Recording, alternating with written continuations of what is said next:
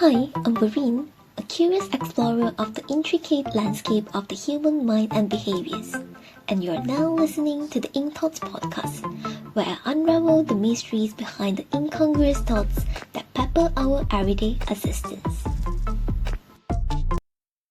Hello everyone, welcome back to another episode of Ink Thoughts podcast. How's everyone's New Year's going? Hope everyone has been doing well and it's a good start of the year and yeah. So today we're going to talk about something, I guess, incredibly close to my heart: how to fill your life with stories. So, I had this idea of talking about this when I was discussing with my colleague the other day about, interesting things that happened in the past. And while I took the time to reflect and think a bit deeper about it, I was like, yeah, actually, you know what? I've done quite some stuff that I think makes my life quite interesting. Although they are not big, but they are interesting enough to make life a bit more colorful. Yeah. So let me first start by asking you this. If someone asked you to tell the story of your life, what would you say? Would it be a collection of memorable moments, lessons learned, and adventures? Or would it feel like the same chapter repeating itself? Today, I want to share how we can intentionally create a life brimming with stories worth telling. And I'll share some of my own, including the time I challenged myself to do stuff for the very first time. So let's get into it. So, why does stories even matter? Stories are the threads that weave the fabric of our lives. They're what we remember, what we share with others, and what shape our legacy. A life without stories feels empty, like a book with blank pages. So why not fill your life with stories that inspire, challenge, and define you, but most importantly, with things that you want instead of what people ask you to do? Living a story-worthy life doesn't mean you have to climb Mount Everest or travel to every country on the map. Sometimes the most meaningful stories come from the smallest, courageous moments, like deciding to try something new or just stepping outside of your comfort zone. For me, one of those moments was when I decided to conquer my stage fright, joined a storytelling competition when I was younger, and also learning to dance for the very first time for a performance. Let me take you back to those times. Growing up, I've always been one of the quietest girl and I was very, very shy. You could imagine a very nerdy girl being so quiet and just do whatever teachers or parents asked me to do. I remember it was when I was 10 years old that time. Most of the time, those different kind of competitions in the school were mainly represented by just that few popular and talented students. Almost every single time you see the same person going up to the stage, doing different competitions, but they did it well. Yeah, they are talented. Yeah. I guess it might also be some sort of envious thoughts that time. And I was like, what if I could be one of them? I don't know. Maybe I could do well too. I don't know. So that time, there's this storytelling competition coming up. I knew my teacher was asking the few popular students to represent our class again. Now that I look back, I wasn't very sure where did my courage come from, especially I've been so shy back then, that I actually walked up to my teacher and asked if I could join. I still remember my teacher's facial expression. She looked a bit surprised, but she was very encouraging and she told me, of course. So I started preparing it. She guided me through. I had no experience at all in storytelling that time, but I had to do it. I signed it up myself. So I memorized my script, practiced in front of a few of my close friends. It was kind of awkward, I can't deny, even in front of my close friends. And it was even more when my teacher asked me to practice it in front of our class. But I know it's a gradual step that I have to take it, or else I'll just go up to stage straight away. And I'm a bit unsure if, I can do it. But, well, I can still remember how quiet the class was. And when I stood in front, preparing myself to start my storytelling. Everyone was just staring at me, waiting for me to start. Yeah.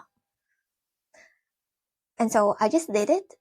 And on the competition way, I happened to be the first to go up and perform. It was so nervous, but I knew I want to do this and I knew I want to do it well. I tried my best, and I remember ended up I got a consolidation prize at the end, which I'm glad at least I got something. Yeah. That was the first idea of doing something scary but could make my life story more interesting.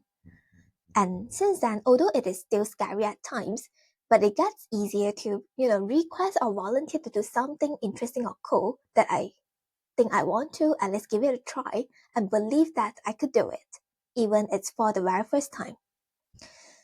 So, there were definitely a lot of small things I did in between that I found it making my life a lot more interesting. And then it comes to my first dance. To be honest, my body coordination when it comes to dancing is really not good. But I remember it was during my time of being a student reporter and we were preparing for a performance night. And I decided to join in the dancing. I have to say, I've never danced my whole life, and it feels like learning it from scratch at the age of 16. I believe, especially during teenagers' time, you're even more self conscious in terms of how people see you. But anyway, I decided to do that, and I'm really glad I did it. Never thought I could dance, and it's even a performance. Those tired times practicing and having fun with my friends at the same time was precious. And what's even more precious was being able to appreciate myself in challenging my fear to conquering it for real. In fact, all these thoughts of doing cool things start with something in me saying, why not? Hmm. And I sign up and just go ahead with doing it because I have to do it now after signing myself up, right? And after completing all this interesting stuff that I did, it felt like I've conquered a mountain. That sense of satisfaction was real. That experience taught me something profound. The best stories often come from the moments we are most scared of. Now, every time I think about, the storytelling competition or the performance itself, it reminds me of what I'm capable of when I take a leap of faith. My storytelling and dance story are just two examples, but it opened the door to so many other experiences. After that, I started saying yes to other activities.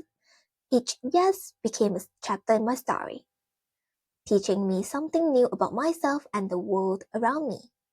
Think about it. How many times have you been tempted to try something new but held back because of fear or self doubt? Those moments are opportunities to grow, to learn, and to live a life worth talking about. And now, how do we intentionally fill our lives with stories then? Here are three steps. First thing, say yes more often. Start small. The next time someone invites you to an event, a class, or even just to try a new restaurant, say yes. You never know what it might lead to. Nowadays, if I don't feel myself really don't want to do something or I'm really not interested in, and I can sense that, I wouldn't mind trying for once. I'll say yes and at least do it for once. Or sometimes I even give it a few try because, you know, sometimes you just need that little bit more time. Yeah. And a lot of the time it turns out to be interesting even just for once. Yeah. And also seek out challenges. Push yourself to do something that scares you, whether it's public speaking, learning a new skill, or even traveling solo. The best stories often come from overcoming fear, and you find a different you and all this different kind of stuff that you try out. Like for me, I've never thought I could just speak to strangers for like hours, but I did have a very good experience of doing that when I was doing a solo traveling in Vienna. Yeah. And then reflect and share. Take time to reflect on the experiences you've had and share them with others. It could be through journaling, blogging, or just having a meaningful conversation. Sharing solidifies those moments into stories that last. So, before we wrap up today, I want to challenge you. This week, try one new thing, just one. It doesn't have to be big. Maybe it's just trying a new hobby, striking up a conversation with someone you don't know, or taking a different route to work. Whatever it is, let it be the start of the story that you want to tell. And when you do, share with me. Tag me on social media, or send me a message or comment down below. I'd love to hear about the stories you're creating. So, thank you everyone for listening today. Hope you enjoyed it, and as I said, feel free to comment down below to share with me, things that you did that's interesting, that makes your life different. And I'll see you guys next time then. Goodbye.